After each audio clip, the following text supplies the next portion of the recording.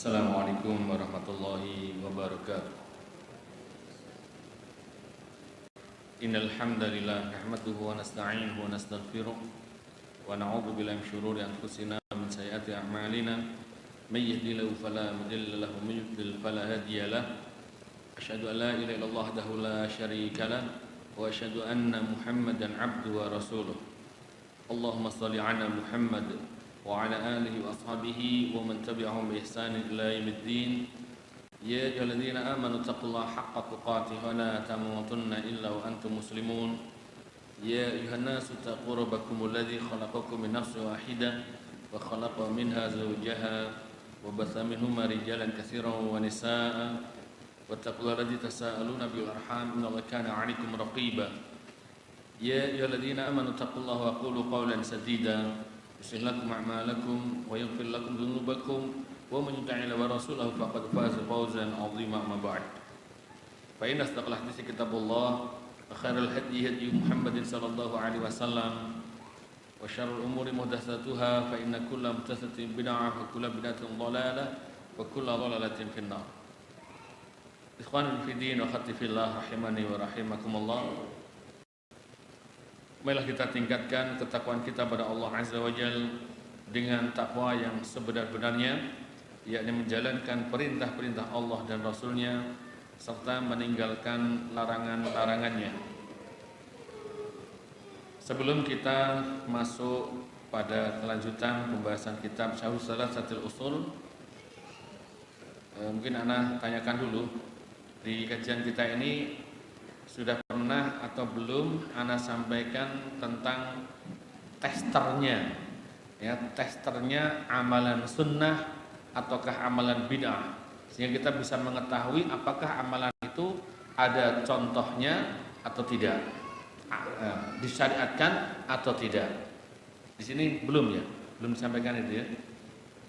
Nah, karena di zaman kita ini sudah sangat banyak, ya, sangat banyak, bahkan terlalu banyak amalan-amalan yang dianggap oleh manusia itu sebagai suatu ibadah, tapi sejatinya itu tidak tergolong ibadah. Dianggap itu sunnah, tetapi sebenarnya itu bid'ah. Artinya tidak ada tuntunannya. Yang disebut bid'ah di sini adalah yang kaitannya dengan, ya, ritual ibadah, kaitannya dengan ritual ibadah. Saya tidak menjelaskan tentang urusan-urusan dunia yang itu dikatakan bid'ah, ya. Itu bid'ahnya kalau urusan-urusan dunia itu bid'ah secara bahasa saja, bukan perkara yang dimaksud dalam sabda Nabi Sallallahu Alaihi Wasallam. Bid'ah itu artinya hal yang baru, yang belum ada sebelumnya. Jadi kalau handphone jelas, kalau ada orang yang mengatakan handphone itu bid'ah, itu artinya bid'ahnya itu bid'ah secara bahasa, artinya baru. Jadi bukan bid'ah yang dimaksud dalam hadis Nabi SAW, kullu bid'atin dhalalah, bukan itu. Karena dimaksud Rasulullah SAW, kullu bid'atin dhalalah, itu setiap yang bid'ah itu dhalalah, semuanya dhalalah, itu adalah yang kaitannya dengan ritual ibadah dalam kaitannya agama kita ini, ya, termasuk dalam hal i'tiqad, keyakinan, ya, dan bagian dari agama, bukan urusan-urusan dunia, ya. Maka jangan disalahartikan itu untuk urusan dunia. Ini kaitannya agama, karena Rasulullah SAW diutus adalah untuk menyampaikan risalah. Dan setelah kita paham itu, maka sekarang kita lihat betapa banyak amalan-amalan yang dilakukan kebanyakan kaum muslimin, ya, ternyata di situ tidak disyariatkan untuk dilakukan. Nah, untuk mengetahui itu, terkadang kaum muslimin terbatas pada pengetahuannya di dalam dalil, ya, terbatas dalam pendalilan. Maka senjatanya yang pertama adalah fas'alu ahla dzikri in kuntum la ta'lamun. Bertanya kepada ahlu zikr, bertanya kepada ulama, seorang alim, kepada gurunya jika tidak mengetahuinya, ya, tanyakan, tidak masalah. Bertanya kepada gurunya. Kemudian dia mengukur ya, amalan tersebut bisa dengan kita berikan tester ini. Tester itu alat untuk mengetes. Yakni dengan 3 pertanyaan. Jadi untuk menguji amalan itu apakah disyariatkan atau tidak. Apakah amalan itu termasuk ibadah atau tidak. Maka kita berikan 3 pertanyaan. Pertanyaan yang pertama, apakah amalan tersebut suatu ketaatan ataukah kemaksiatan? Ini kalau misalkan sudah pernah, anggap aja murojaah. Kan tadi beberapa antum tak tanya belum, berarti anak sampaikan. Jadi pertanyaan pertama ini bisa antum hafalkan, diingat-ingat. Apakah amalan tersebut suatu ketaatan ataukah kemaksiatan? Ini pertanyaan yang pertama. Contoh misalnya ada orang yang melakukan sujud setelah sholat, ya, untuk ngetes begitu. Pernah aku melihat ada orang sujud setelah sholat? Ya, nggak ada apa-apa, tidak ada yang membaca ayat sajadah, tidak ada sujud sahwi, ya, tidak yang lain-lain. Ternyata tiba-tiba sujud. Biasanya setelah sholat wajib tentu zikir ya, tentu zikir. Nah, setelah zikir tiba-tiba sujud, lama sekali. Setelah itu baru pulang. Nah, ini sujud apa ini? Ya, ini kan jelas sujud itu ibadah ya. Kecuali kalau sujudnya orang yang pengen kentut ya, perutnya sakit dia pengen kentut, itu beda. Pak, sujud kenapa Pak? Mau kentut? Nah itu wes beno ae gak apa-apa. Itu bukan ibadah kalau itu. Jelas tujuannya ben gampang ngentut. Itu nek dulu orang Jawa begitu ya, kalau masuk angin. Nah, itu dia tidak termasuk ibadah. Tapi kalau misalnya itu termasuk ibadah, maka pertanyaannya kita terapkan. Karena dia menganggap itu ibadah. Kita masukkan pertanyaan ini yang pertama. Pak, jenengan sujud tadi, sujud apa? Loh, ini sujud ibadah. Nah, misalkan gitu ya. Tanya dengan pertanyaan ini. Apakah amalan tersebut suatu ketaatan ataukah kemaksiatan? Pak, nuwun sewu, sujud yang seperti itu kira-kira perbuatan yang baik ataukah perbuatan yang buruk? Itu ketaatan ataukah kemaksiatan? Nah, itu pertanyaan pertama, ya, diling-iling ya, pertanyaan itu. Apakah itu termasuk ketaatan atau kemaksiatan?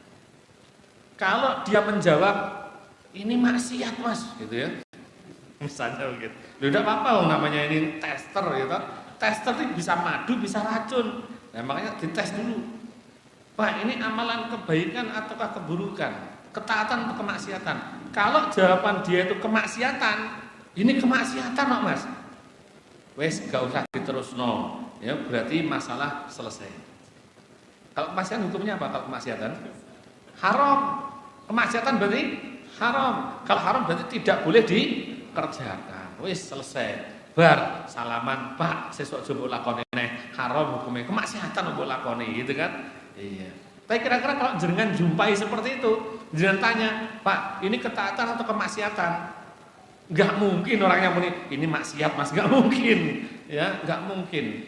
Dia mesti jawab yang satunya, yaitu apa? Jawab dengan ketaatan. Pak, ini ketaatan atau kemaksiatan? Ini ketaatan Mas, untuk bertakarub kepada Allah Subhanahu wa ta'ala. Nah, berarti kalau dia jawab itu ketaatan, ya, kita beri pertanyaan yang kedua. Nah, pertanyaan pertama tadi, kalau itu dijawab ketaatan, beri pertanyaan kedua. Tapi kalau dijawab kemaksiatan, ora usah ditakoni, ya toh. Kalau dijawab kemaksiatan selesai, diskusi selesai. Pak, niki haram hukumnya, wis bar. Nah, tapi kalau dia jawab ini ketaatan, kita beri pertanyaan kedua. Apakah Rasulullah SAW mengetahui model ketaatan seperti itu ataukah tidak? Itu pertanyaan kedua. Apakah Rasulullah tahu ibadah yang seperti ini atau ketaatan seperti ini? Ataukah Rasulullah tidak tahu? Jadi yang kedua ini pertanyaannya kalau disimpulkan, apakah Rasulullah tahu ibadah itu atau tidak? Nah, kalau dia menjawab Rasulullah tidak mengetahui, ya, kalau dia jawab begitu, Pak, nuwun sewu Pak, Rasulullah Shallallahu Alaihi Wasallam tahu atau tidak ada ibadah seperti ini? Kalau dia menjawab, oh tidak tahu, oh ini penemuan saya mutakhir, ini penemuan saya, hasil olah pikir saya, jelas Rasulullah nggak tahu, oh ini hasil kecanggihan pola pikir saya, misalnya begitu. Kalau dia menjawab Rasulullah tidak tahu, maka berarti dia menuduh Rasulullah Shallallahu Alaihi Wasallam jahil terhadap agama. Berarti dia menuduh Rasulullah bodoh terhadap agamanya. Dia menuduh Rasulullah Shallallahu Alaihi Wasallam jahil tentang risalah. Maka tuduhan ini adalah tuduhan orang-orang zindik. Tuduhan ini tuduhan kekafiran yang bisa membatalkan Islamnya, karena telah menuduh Rasulullah SAW sebagai orang yang jahil terhadap agama. Ini jelas kekafiran. Ya, bahaya. Kalau dia sampai jawab Rasulullah tidak tahu, ini bahaya. Orang ini harus diingatkan. Pak, mohon sewu Pak, bahaya nih Pak. Ya, nuduh Rasulullah Sallallahu Alaihi Wasallam tidak paham agama, ini kekafiran, bahaya. Sahabat Nabi saja tidak boleh dihina, apalagi Rasulullah Sallallahu Alaihi Wasallam. Menghina sahabat Nabi SAW kekafiran, hati-hati. La tasubbu ashabi, jangan kalian hina sahabatku. Apalagi menghina Rasulullah dengan tuduhan yang sebatil ini. Itu kalau dia menjawab Rasulullah tidak tahu. Kalau dia menjawab Rasulullah tidak tahu, pertanyaan perlu dilanjut enggak? Enggak usah. Karena kalau dia menjawab bahwa Rasulullah tidak tahu ibadah seperti itu, maka berarti dia terjatuh dalam kekufuran, maka harus diingatkan, ya, Pak, enggak ada Pak Rasulullah yang enggak tahu.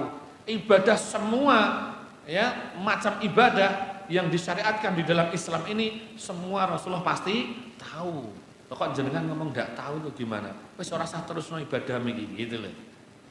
Nah, itu kalau menjawab tidak tahu.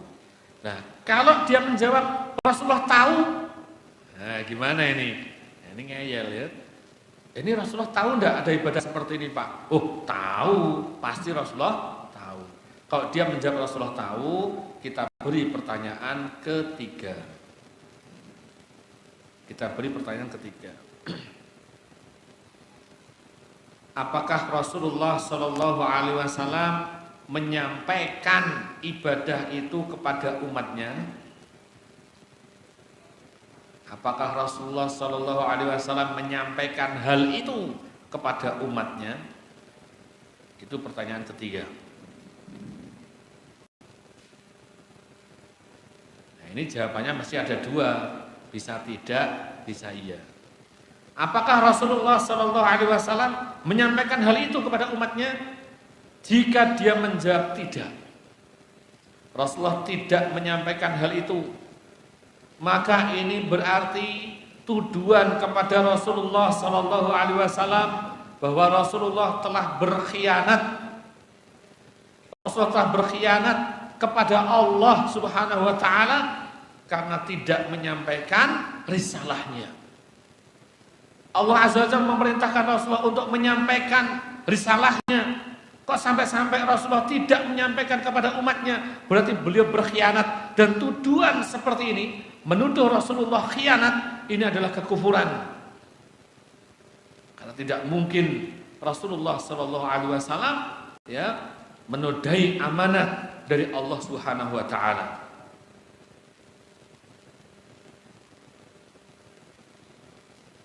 Allah Subhanahu Wa Taala telah berfirman dalam surat Al-Maidah ayat 67.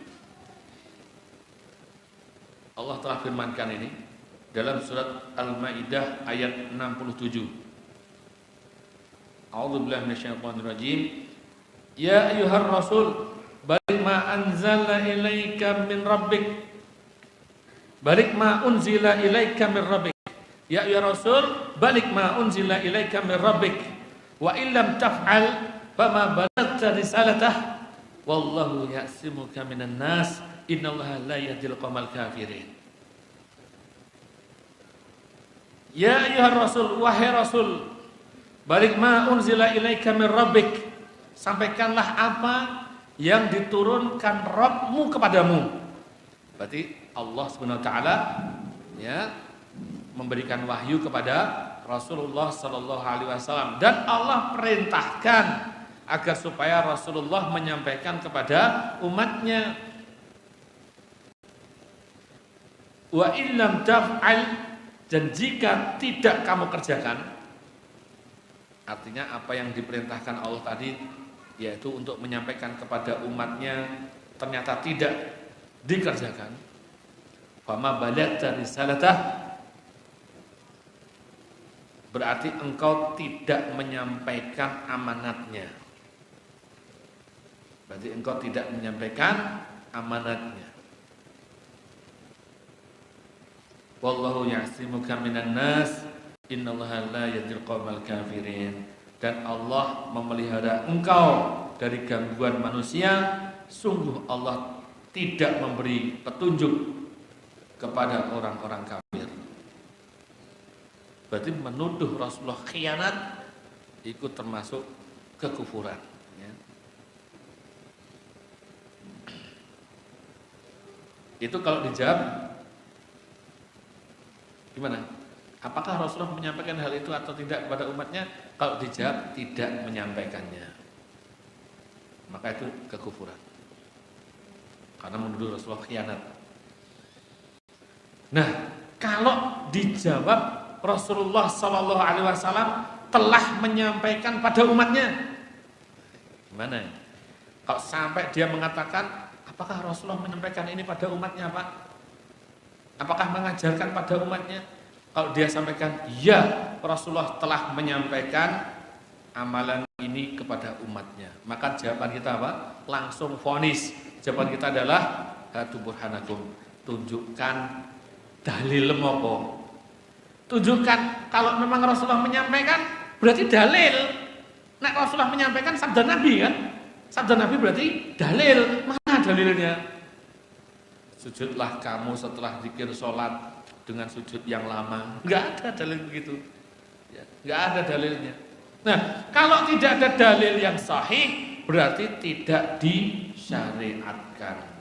Berarti ibadah itu tidak disyariatkan. Iku ngono jenenge bid'ah. Ini gamblang sekali, Pak. Kalau dengan ini diterapkan ya, maka akan jelas terbongkar bagaimanapun dia menghiasi model ibadah barunya itu akan terbongkar bahwa itu ternyata tidak disyariatkan.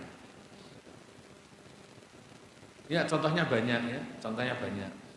Salat duhur wae ngantuk-ngantuke wong ya ta.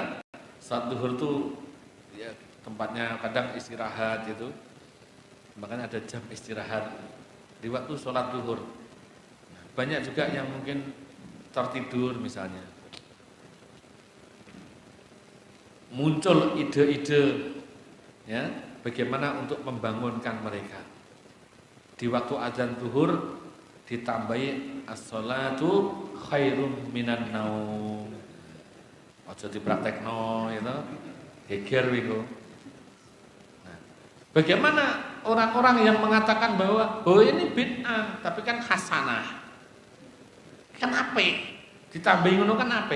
As-shalatu khairum minan naum biasanya kan ada di salat subuh. Jelas orang-orang banyak tidur. Lah sekarang ini siang hari pun juga banyak yang tidur. Makanya bagaimana kalau ini ditambahkan as-shalatu khairum minan naum? Dalilnya jelas ya, dalilnya dalil adzan subuh. Dalil adzan subuh dipakai untuk adzan zuhur. Kan podo-podo ya, untuk menyeru manusia biar sholat, untuk membangunkan manusia yang tidur, tambah as-sholatu khairum minan naum gitu.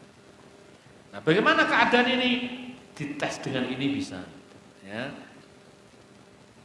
Yang adzan itu ditanya, Mas, sampean adzan seperti itu, ini ketaatan atau kemaksiatan? Kalau dia jawab, ini kemaksiatan Mas, berarti selesai. Ya, selesai. Adzanmu rasa mbok terusno, kemaksiatan kok gitu kan. Tapi kan tidak ya. Biasanya mereka akan menjawab, oh ini ketaatan. Nah, maka kalau dia jawab ketaatan, kasih pertanyaan kedua apa tadi? Apakah Rasulullah tahu model adzan seperti ini? Nah, kalau dia menjawab tidak tahu, berarti dia menuduh Rasulullah jahil. Tapi kalau dia menjawab tahu, maka dikasih pertanyaan ketiga.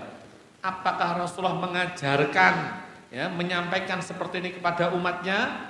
Kalau dia mengatakan tidak, berarti dia menuduh Rasulullah khianat. Tapi kalau dia mengatakan, oh iya, Rasulullah menyampaikan, kita justru bangunkan orang-orang. Ya, as-salatu khairum minan naum, misalnya begitu, mana dalilnya? Lah kok dalilnya ternyata dalilnya sholat subuh, ora cocok, gitu. Jawabannya, oke dalil, pancen dalil, tapi ora cocok, nggak cocok. Nah, dan bentuk-bentuk yang lain itu banyak sekali, ya. Bentuk-bentuk yang lain yang semisal itu sangat banyak contohnya. Baik, kita lanjutkan ke pembahasan kitab Syarh Thalatsatul Ushul.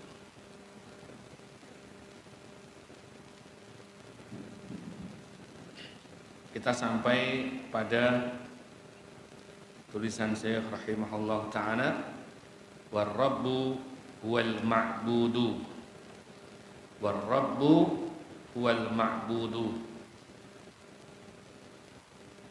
Dan ar-rabbu, Ar-Rabb wal ma'budu adalah yang berhak, ya, dialah yang berhak untuk diibadahi.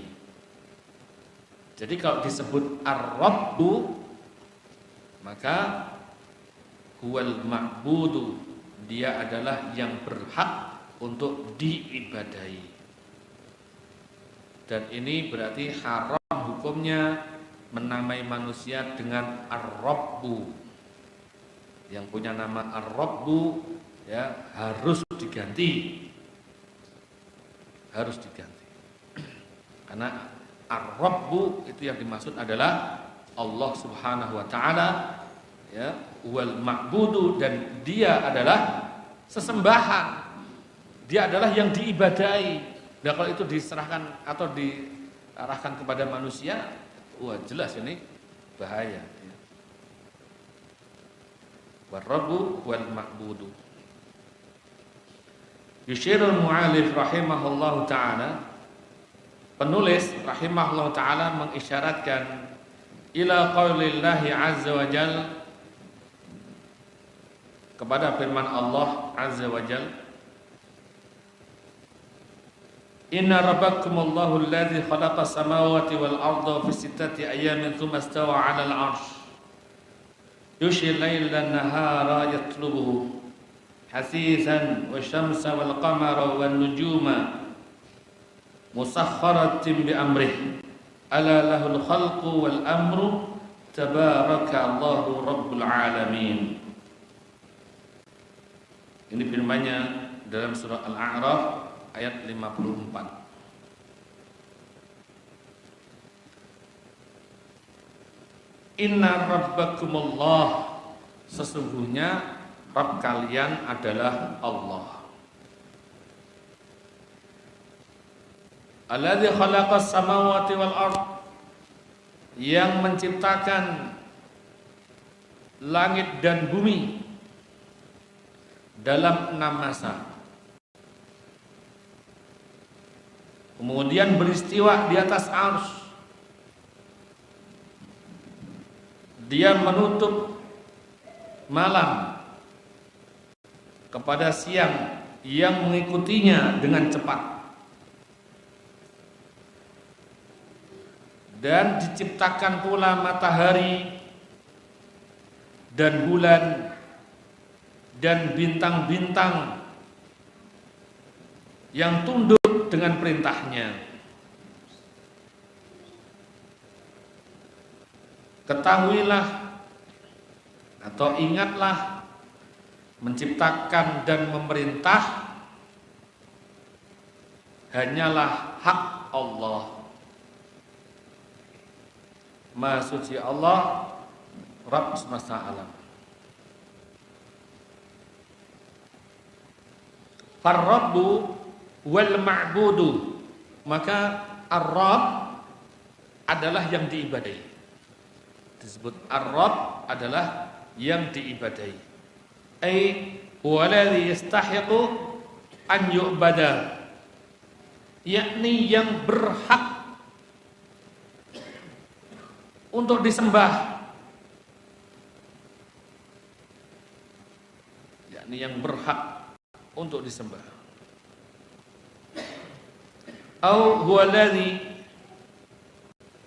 yu'badu li istihqaqihi lil ibadah,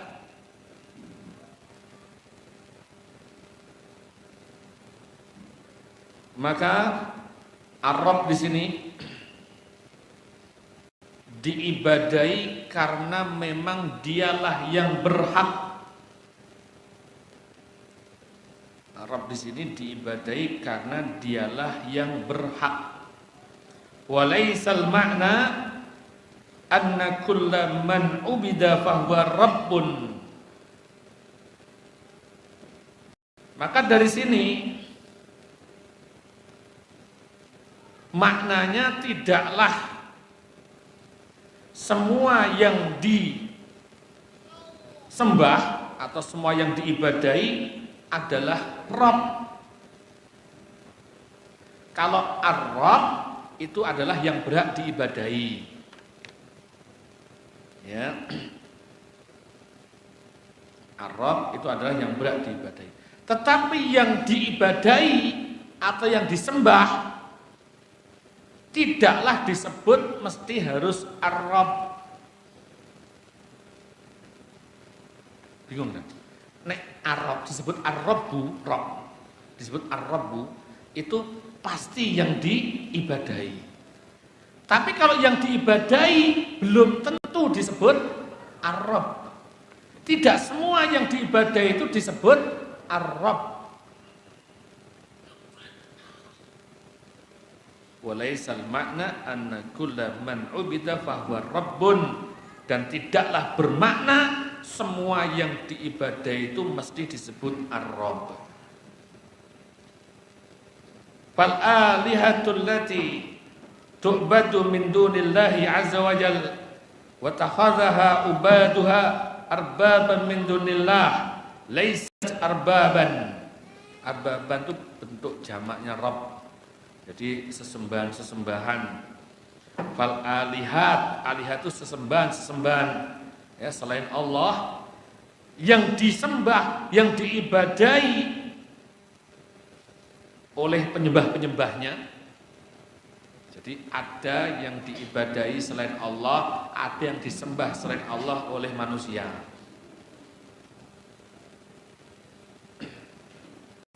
Dan mereka itu tidak bisa disebut Ar-Rabb. Memang mereka itu dianggap sebagai Tuhan, dianggap sebagai sesembahan oleh yang menyembahnya. Oleh yang menyembahnya. Memang dianggap sebagai Tuhan. Tetapi sesungguhnya dia bukanlah Ar-Rabbu. Mereka itu tidak berhak untuk disembah, tidak berhak untuk diibadahi. Berarti yang disembah belum tentu Ar-Rabb. Tapi kalau Ar-Rabbu pasti berhak untuk diibadahi.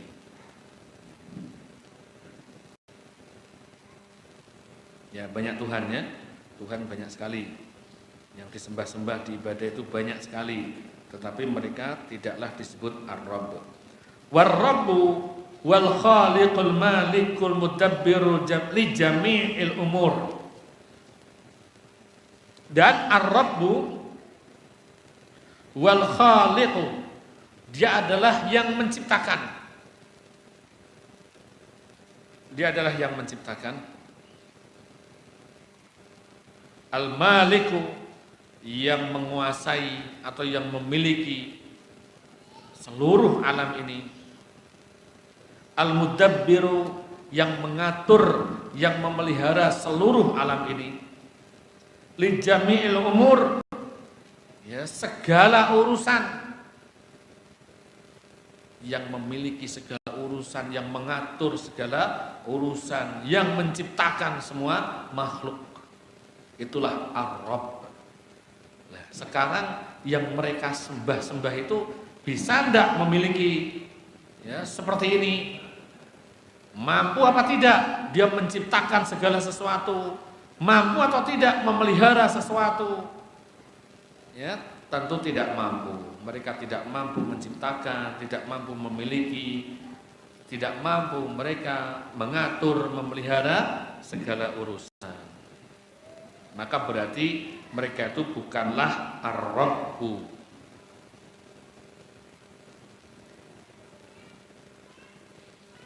Wa dalilu, dan dalilnya, ai ad-dalilu ala anna rabba wal mustahiqu lil ibadah, yakni dalil yang menunjukkan bahwasanya ar-rabbu, ar-rabb dialah yang berhak untuk diibadahi. Nah, dalilnya apa? Qauluhu ta'ala, firman Allah Subhanahu wa ta'ala, a'udzu billahi minasyaitonir rajim.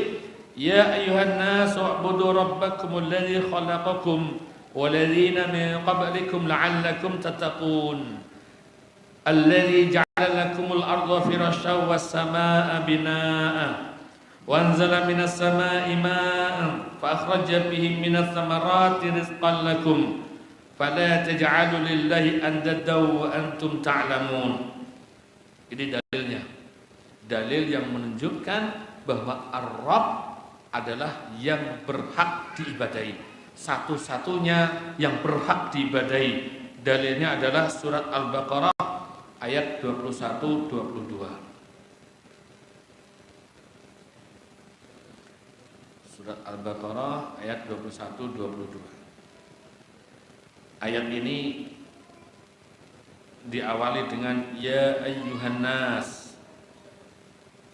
Ya ayyuhan nas, hei seluruh manusia. Jenengan merasa manusia? Nah, berarti kita definisikan maksudnya seruan ini nyeru siapa? Ya ayyuhan nas. Ya, ini maksudnya adalah an-nida'u muwajjahun li jami'in nasi min bani Adam. Ini adalah seruan panggilan yang ditujukan li jami'in nas min bani Adam, min bani Adam, yang ditujukan untuk seluruh manusia dari anak keturunannya Adam. Berarti jenengan ini anak keturunannya Nabi Adam.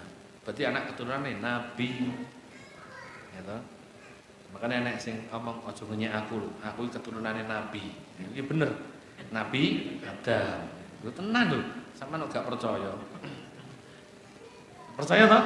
Percaya lah nggih. Kita ini keturunan Nabi semua ini. Nabi Adam.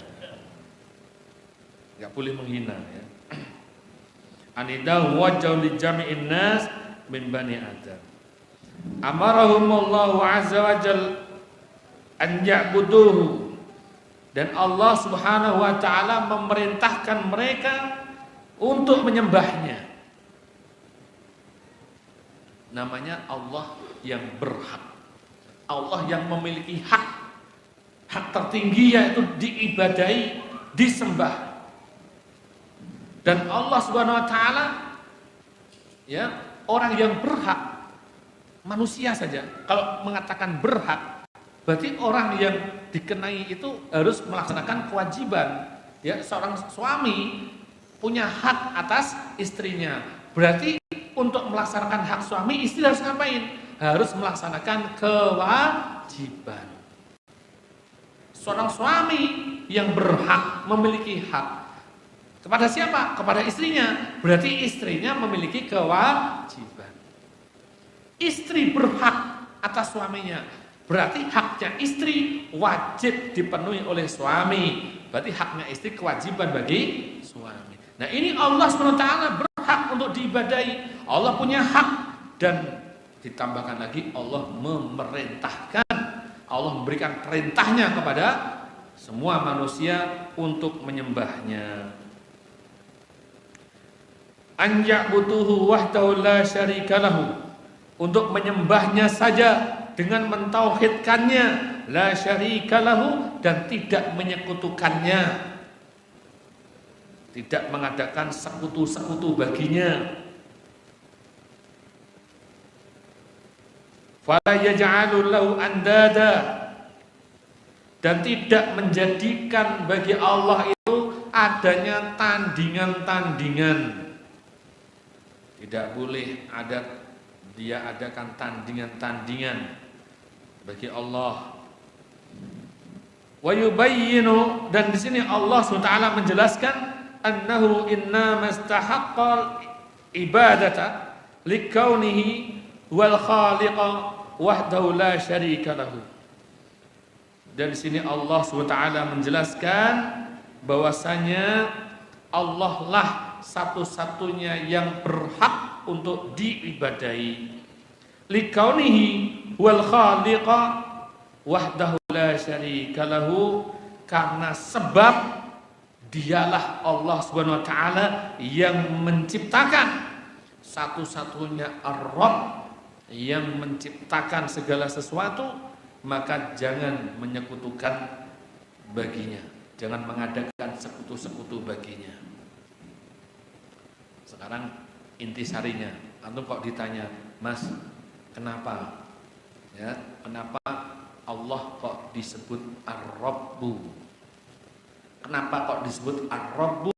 Sehingga karena Allah itu adalah Ar-Rabb, sehingga Allah lah yang berhak untuk diibadahi. Alasannya kenapa? Nek kayak saja berarti gum nyantol lagi mau. Ngono lho pelajaran tauhid iki. Ya ketoknya gampang toh, jenengan tak jelaskan mantuk-mantuk, penak penjelasannya, tapi belum gitu. Gak paham, lho ngono lho. Kudu dibolen-baleni. Gak apa-apa, kita gak usah cepet-cepetan, butuh dibolen-baleni, yang penting paham.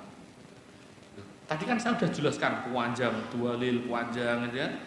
Maksudnya begini, maksudnya begini. Itu untuk menggiring pada kesimpulan ini.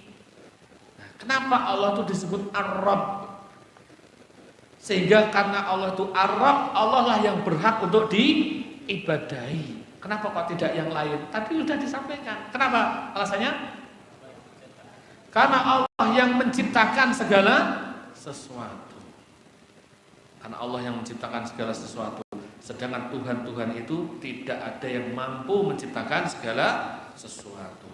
Allah yang mengatur segala sesuatu. Tuhan-Tuhan sesembahan itu tidak mampu mengatur segala sesuatu.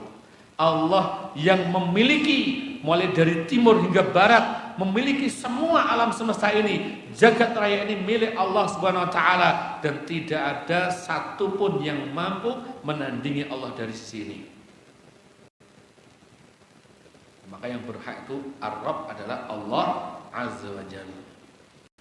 Maka keyakinan orang-orang yang batil, yang meyakini adanya ya kekuatan-kekuatan yang besar yang bisa mengatur itu selain Allah Subhanahu wa taala, maka keyakinan ini keyakinan ya jelas ini kesyirikan. Karena dia berarti menandingkan sesuatu dengan Allah Subhanahu wa taala. Tidak ada yang mampu menandingi Allah Azza wa Jalla.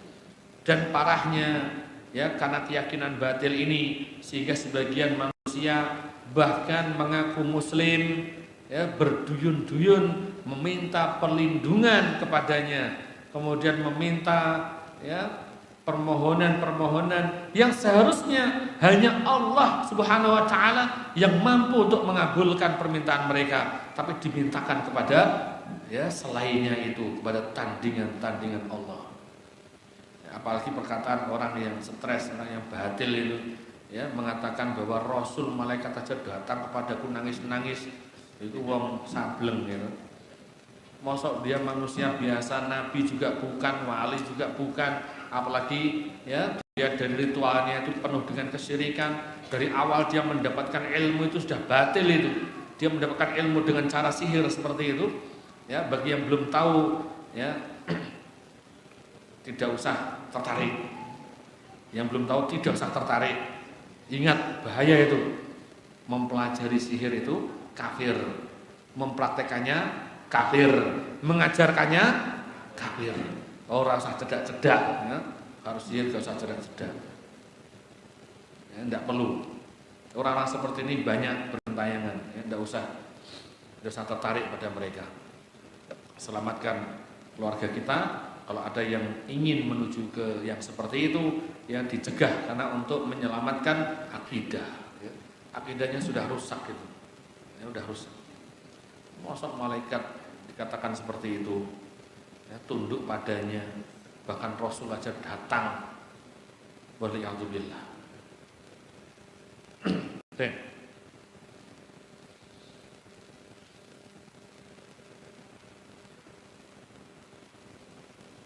Jadi ingat bahwasanya disebut Ar-Rabb, maka Allah lah yang berhak untuk sebutan itu, dan Allah yang berhak untuk diibadahi karena Allah yang menciptakan, ya, wal khaliqul maliku al mudabbiru li jami'il umur.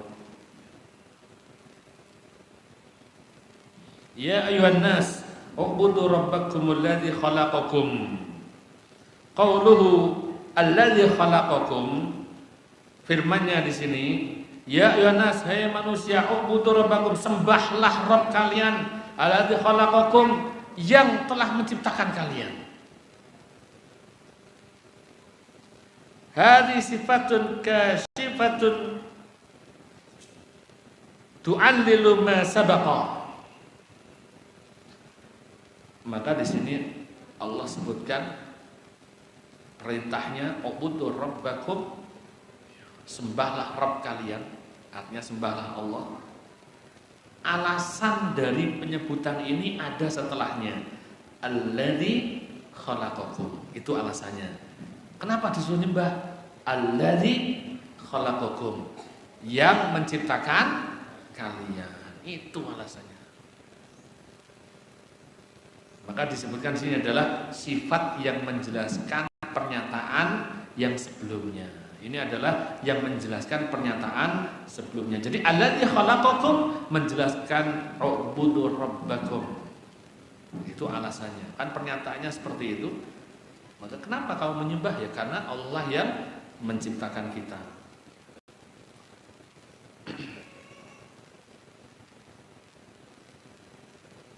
Hadhi sifatun kasyifatun tu'allilu ma sabaqa. Ai ubuduhu, sembahlah Allah. Li'annahu rabbakumul ladzi khalaqakum. Famin ajli kaunihi ar-rabb al-khaliqa kana lizaman 'alaikum an ta'buduhu. Nah, artinya beribadahlah kepadanya, kepada Allah, karena dialah yang menciptakanmu. Karena dia adalah Allah Subhanahu wa ta'ala, adalah Rabb yang menciptakan, maka kalian semua wajib untuk beribadah kepadanya. Walihada naqulu yalzamu kulla man aqara bi rububiyyatillahi ta'ala an ya'budahu wahdahu. Maka karena inilah kita katakan bahwa wajib atas setiap orang yang meyakini atas rububiyah Allah Subhanahu wa ta'ala agar dia menyembah Allah saja, satu-satunya ilah yang berhak disembah. Wa illa, dan jika tidak demikian, kana mutanaqidon, artinya pengakuannya, ikrarnya itu tanakut. Tanakut itu bertentangan. Dia berikrar, asyhadu alla ilaha illallah, saya bersaksi bahwasanya tidak ada ilah yang berhak kecuali, yang berhak disembah kecuali hanya Allah. Ini kan ikrar, sesuatu yang dia ikrarkan, sesuatu yang diyakini. Kok ternyata tidak demikian? Kok ternyata dia masih menyembah selain Allah Subhanahu wa ta'ala? Berarti dia telah melakukan hal yang tanakut, yang dia bertentangan dengan apa yang dia ikrarkan. di zaman kita ini, bahkan di negeri kita ini banyak yang seperti ini. Makanya mereka itu memang ya kaum muslimin seluruhnya tetap pasti mengikrarkan itu, pasti mengikrarkan syahadat, mesti berikrar. Dan tidak ada mereka yang berikrar syahadat kemudian ya mengaku dirinya kafir, tidak ada. Artinya semuanya mesti mengaku dirinya orang yang beriman kepada Allah dan Rasulnya. Pasti demikian. Tidak mungkin toh asyhadu alla ilaha illallah Pak Samad Islam boten, tidak mungkin ngono. Mesti ngaku Islam semuanya. Nah, ikrarnya ini apa maknanya? Ikrarnya ini dia harus benar-benar menjadikan Ar-Rabb sebagai Al-Ma'bud, satu-satunya ilah yang hak untuk disembah hanya Allah saja. Lah kok ternyata dia menyembah selain Allah, berarti keyakinannya didustakan dia sendiri. Apa yang dia ikrarkan, dia dustakan dia sendiri. Ya, ini namanya bertentangan dengan apa yang diyakini. Kejadian seperti ini menjadi samar tatkala banyaknya penyeru-penyeru jahanam, banyaknya dai-dai palsu ya, kelihatannya menyeru kepada Islam tapi sejatinya menyeru kepada kerusakan. Mereka berpikir sudah pola pikir liberal ya, sebagian lagi sekuler dan seterusnya. Ini jelas merusak Islam dari dalam. Kaum muslimin harusnya menguatkan dirinya ya dengan akidah yang kokoh sehingga terbentengi dari hal yang demikian.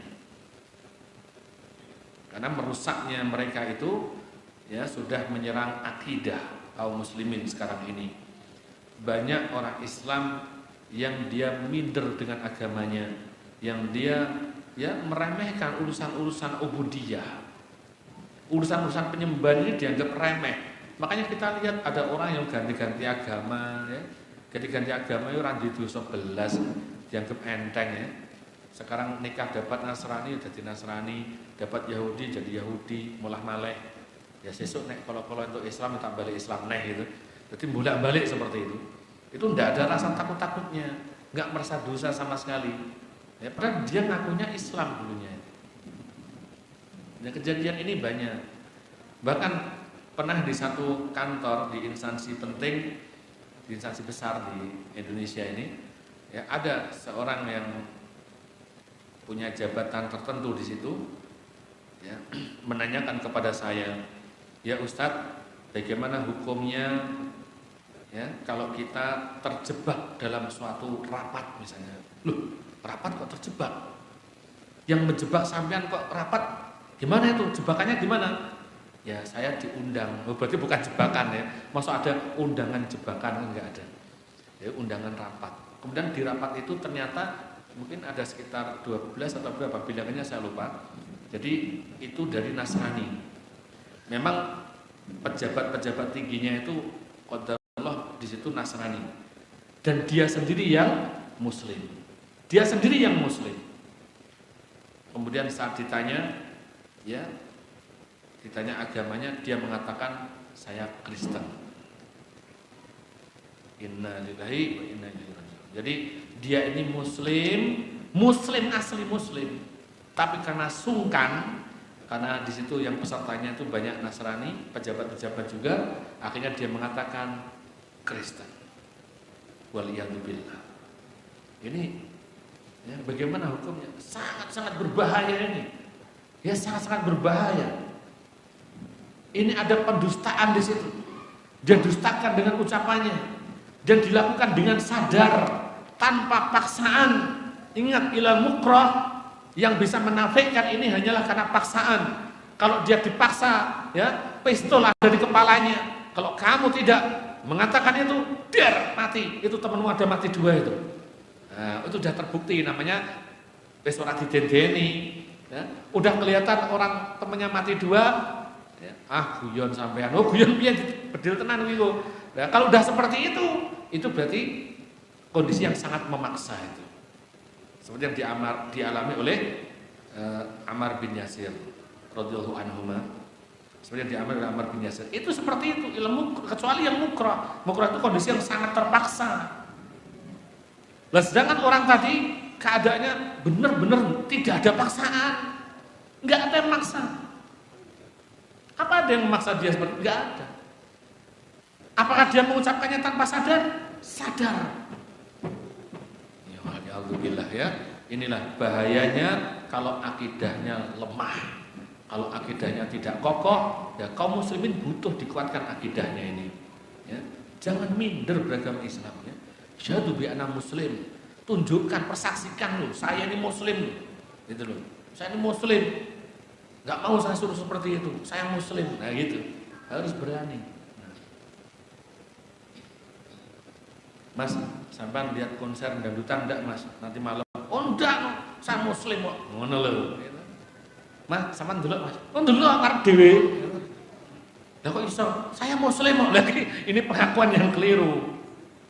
Kalau dia muslim biasanya menunjukkan pribadinya seorang muslim seperti apa gitu. Ya lihat Pak, mumpung gratis gitu. Gratis gak bayar, biasanya yang bayar larang, ini kok gratis ya. Ngono, jangan ya. Ayo siapa mau gratis masuk neraka? Gak ada yang mau kan? Gak ada yang mau gratis Pak. Baik, kita lanjutkan. Ya ayyuhan nasu ubudu rabbakumul ladzi khalaqakum walladzina min qablikum la'allakum tattaqun. Walladzina min qablikum la'allakum tattaqun. Dan ini juga yang diperintahkan kepada orang-orang sebelum kalian, la'allakum tattaqun, agar kalian menjadi orang yang bertakwa.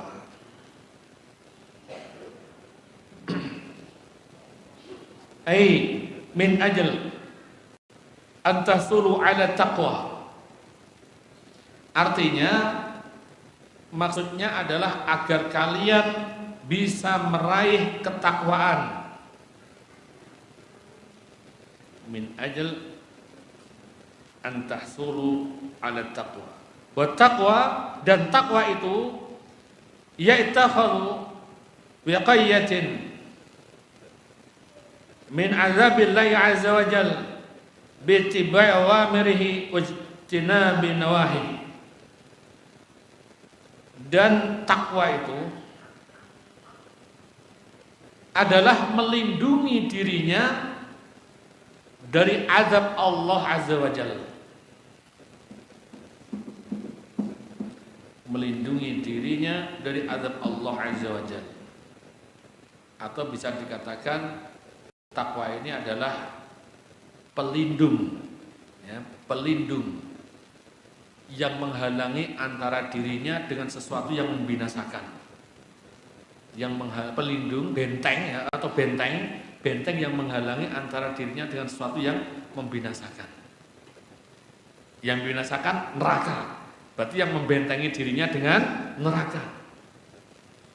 Sehingga melindungi dirinya gitu loh.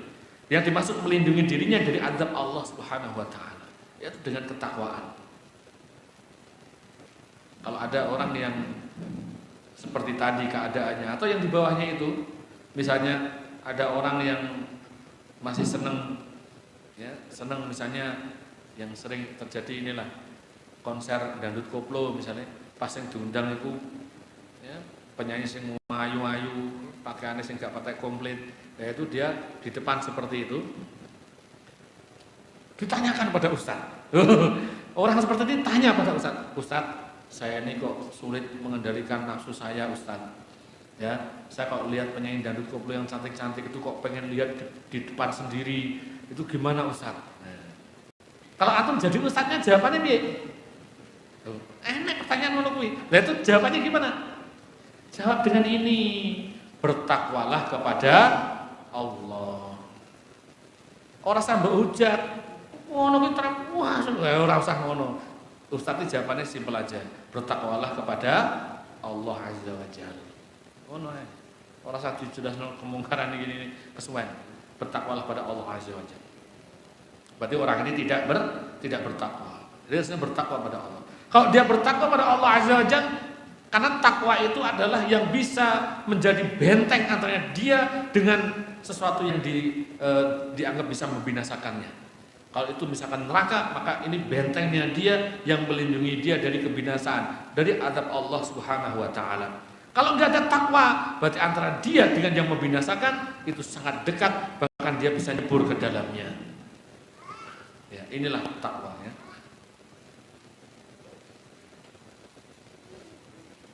Yakni dengan mengikuti perintah-perintahnya dan meninggalkan atau menjauhi larangan-larangannya.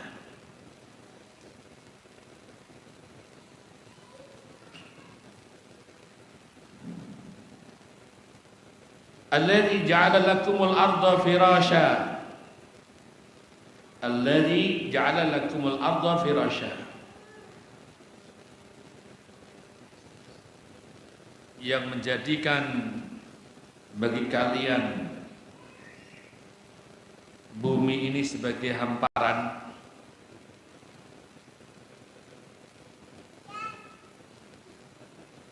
Maksudnya adalah ja'ala firasyan wa mihada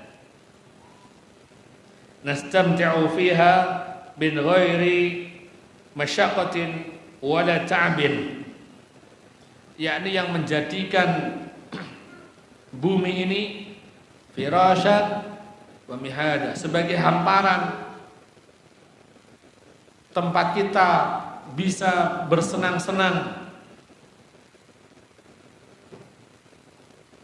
min ghairi masyaqqatin, tanpa kesulitan dan kepayahan. Kama yanamul insanu ala firashihi, sebagaimana orang yang tidur di atas kasurnya. Ya, antum untuk tinggal di atas bumi kesulitan apa tidak? Ya, antum tinggal di atas bumi kesulitan apa tidak? Ya, tidak kesulitan. Gampang toh? Wis ceketek ngono wis tinggal di atas bumi. Biasa enggak punya rumah yang bagus Ustaz, ya dhewe meneh kuwi. Nah, omah sing apik yo golek gitu. Golek engko nek ketemu dituku gitu. Iya toh, lah golek tok sampean nggone yo senene wong. Dituku. Kalau enggak punya apa-apa gimana? Ya, ingat ayat ini antum jadi tenang ya. Ingat ayat ini jadi tenang ya. Alladzi ja'ala lakumul arda firasya. Allah menjadikan bumi sebagai hamparan. Tidur aja di situ wis. Tenang sudah. Lho Pak kok jadi gelandangan? Saya tenang membaca ayat ini gitu. Ojo Pak ya. Sing gak di rumah ya berusaha. Berusaha. Apalagi yang sudah punya istri ya. Kasih dia rumah walaupun mungkin kontrak atau kos dulu nggak apa-apa ya, yang penting ada rumah. Jangan nanti mengamalkan ayat ini terus jak gelandangan marek-marek turu tanpa kesulitan ya. Menyenangkan. Salah paham, ngaji urung rampung mulih ngono kuwi. Wasama binaa, dan menjadikan langit sebagai atap. Fauqana, artinya di atas kita. Karena langit itu letaknya di atas kita. Li'anal binaa tasiru fauqa sama'i binaa li ahli al-ard ya, di mana langit itu memang dikatakan sebagai atap ya karena posisinya dia di atas untuk ahlul ard ya, untuk kita yang tinggal di bumi, maka langit itu adalah ya tempatnya di atas. Artinya atap itu di atas. Ya, cuman ini repot ya, dijadikan lagu. Ini dijadikan lagu. Ya, itu judulnya lagunya wah ranggadeg tenan. Judul lagunya gelandangan.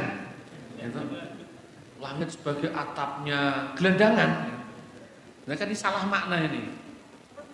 Ini salah makna. Jadi jangan menganggap Al-Qur'an ini ya dengan pemahamannya sendiri seperti itu.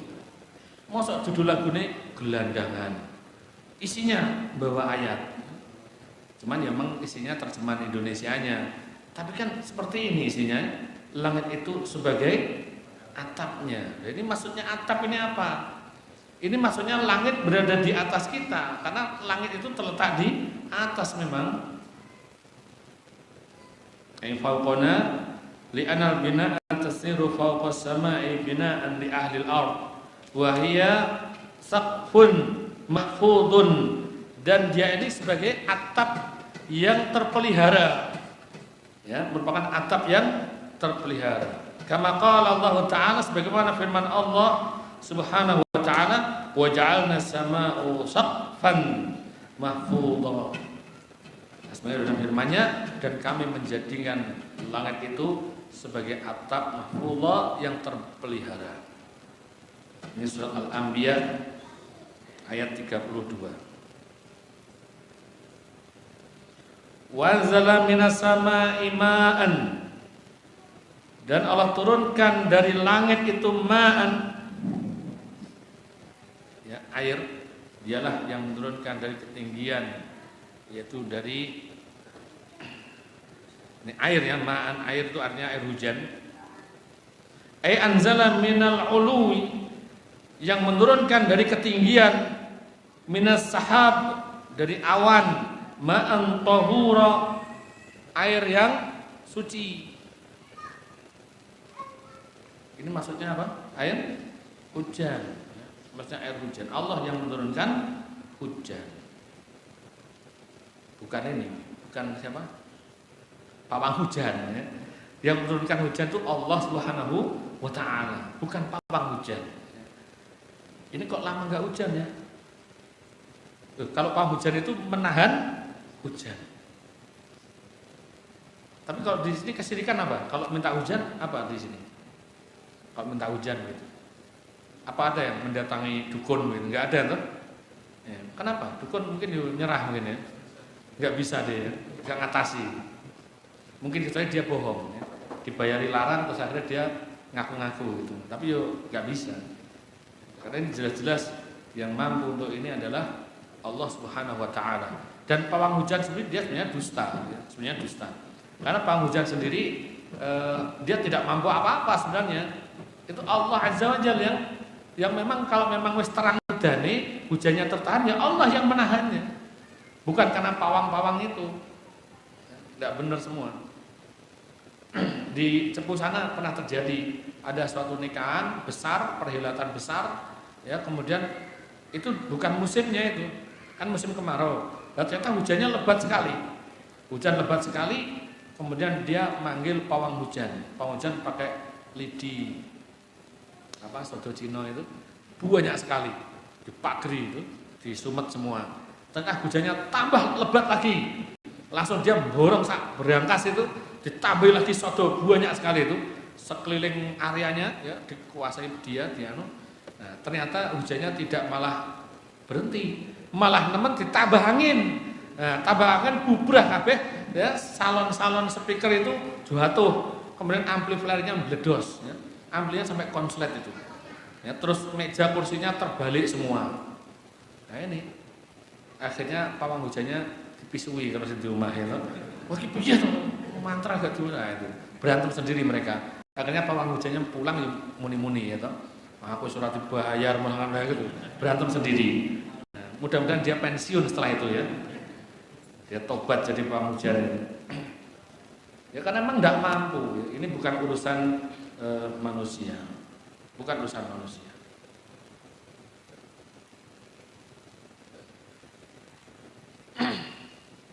Kama qala ta'ala, sebagaimana firman Allah Subhanahu wa ta'ala, lakum minhu syarabun wa minhu syajarun fihi tusimun. Surah An-Nahl ayat 10. Dialah yang telah menurunkan air hujan dari langit untuk kamu, untuk kalian. Sebagiannya menjadi minuman dan sebagiannya untuk menyuburkan tumbuh-tumbuhan atau pepohonan, tumbuh-tumbuhan. Yang pada tempat itulah kalian menggembalakan ternakmu.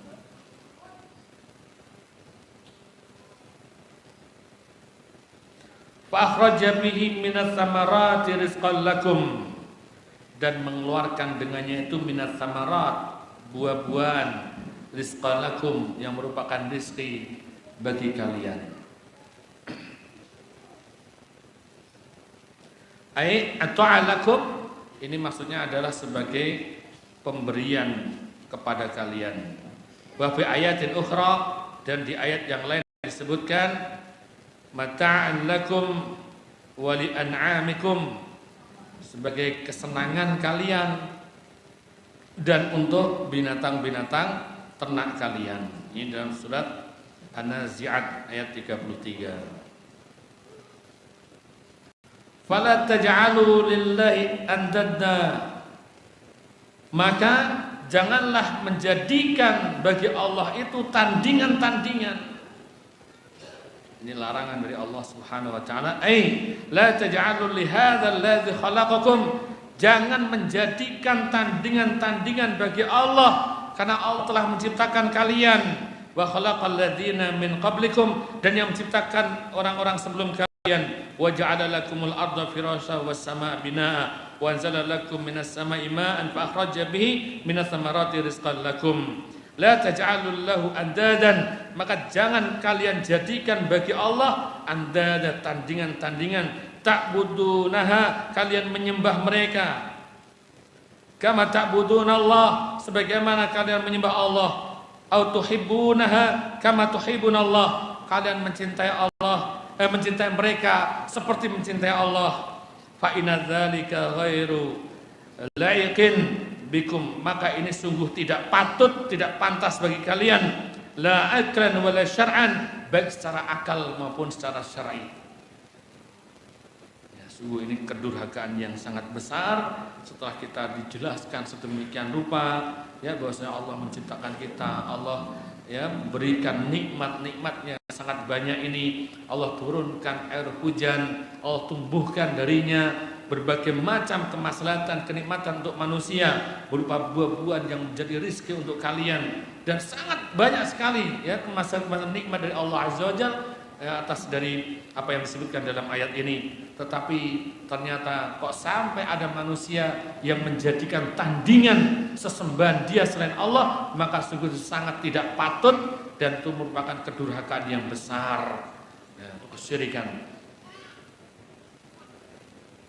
Wa antum ta'lamun, ai ta'lamuna annahu la nidalahu, di mana kalian sudah mengetahui bahwasanya tidak ada sesembahan selain dia. Wa annahu biyadil khalqu wa rizqu wa tadbir, dan dengan tangannya lah Allah menciptakan, Allah memberikan rizki, dan Allah memelihara alam semesta ini. Fala taj'alul lahu syarikan fil ibadah, maka jangan menjadikan bagi Allah itu tandingan, sekutu-sekutu di dalam beribadah.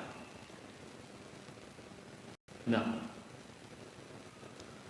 sampai di situ dulu ya. Mungkin nanti selebihnya ada yang ditanyakan atau ada pertanyaan. Ini maksudnya apa? Hadiah.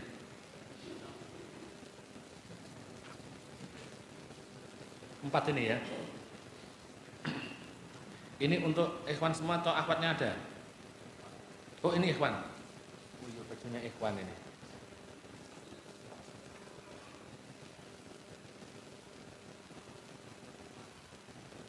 Nanti yang bisa menjawab pertanyaan bisa memilih sesuai ukuran. Ini ada ukuran S, L, apalagi ini satunya? XL. L, maksimal L. Oh, XL. Yang hitam ini XL ya. Jangan salah pilih, nanti badan antum besar milih S. Super ngapret ya. Baik, pertanyaan pertama.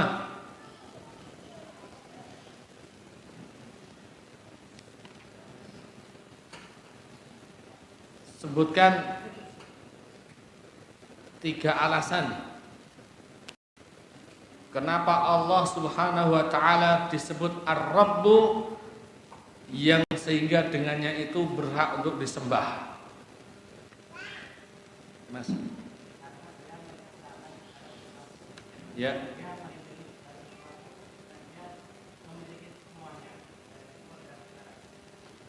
melindunginya diganti.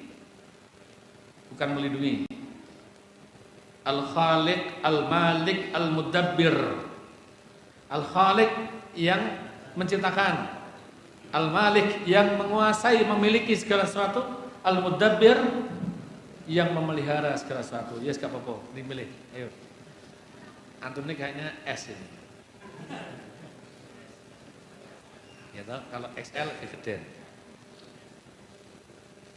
Nah. Dijajah kecil ini bisa untuk putranya. Baik, yang berikutnya sebutkan bagaimana lafadznya ayat yang menunjukkan alasan tersebut. Alasan pertanyaan pertama tadi yang menunjukkan bahwasanya Allah itu diibadahi ya karena Allah yang menciptakan kita, ya. Ayatnya? Ayo masa dibakin.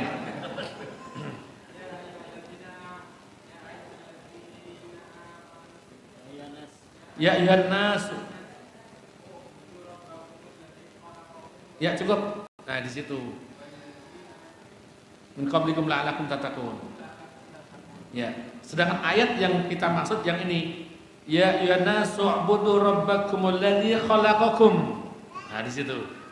Hai manusia, u'budu rabbakum, sembahlah Rabb kalian alladzi khalaqakum, yang menciptakan kalian. Monggo Mas.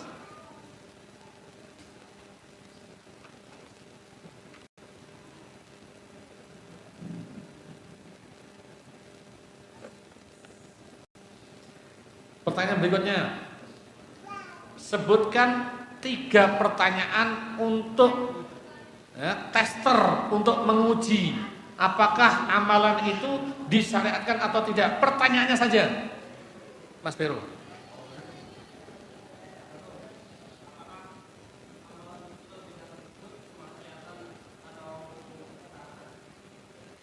Terus?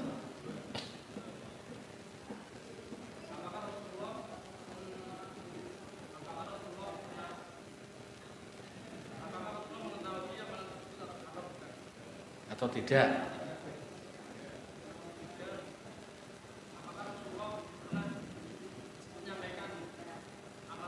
Sudah. Apakah aja pernah gak usah.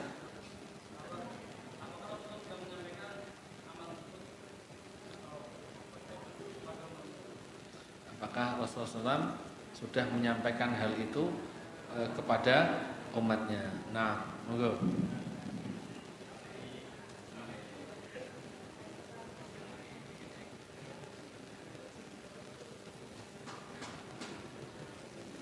XL wis payu. Karena L iki. Baik. Allah Subhanahu wa taala berfirman, ya ayyuhar rasulu baligh ma unzila ilaika min rabbik. Hai Rasul, sampaikanlah apa yang diturunkan Rabbmu kepadamu. Ini adalah bukti Allah memerintah Rasulullah SAW untuk menyampaikan kepada manusia apa yang diturunkan Allah kepadanya. Ini surat berapa, ayat berapa Pak? Ya, Al-Maidah 67 sahih. Ini enggak. Ini L, tambah X sendiri ya. Tambah X.